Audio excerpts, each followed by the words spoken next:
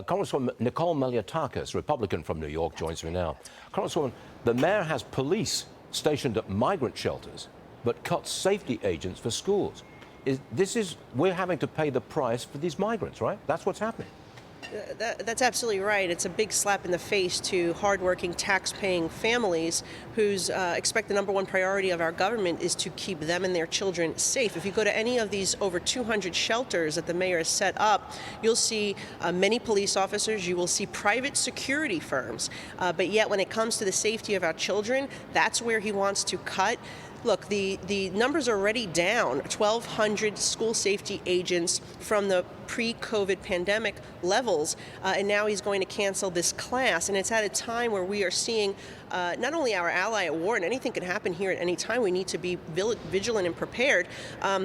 But you've also seen a 16% increase in major crimes happening in our schools.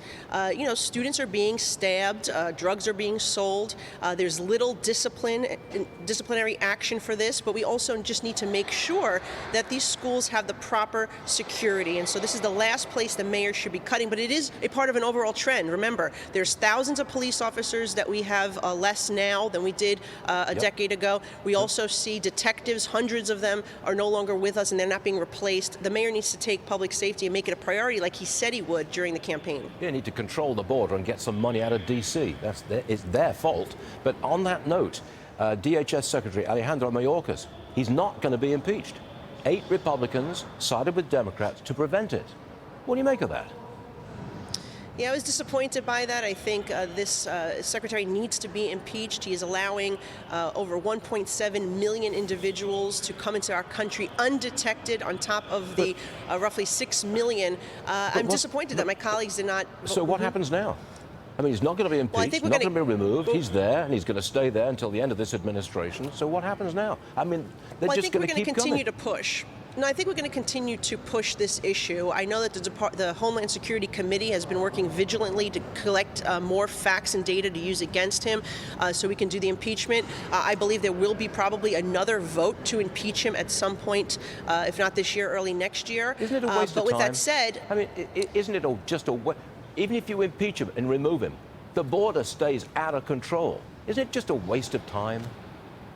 I don't think it's a waste of time. I think really what we need to do is elect a new president that will put the policies in place. Look, we've tried everything we can. We've done hearings, we've done press conferences, we've done legislation.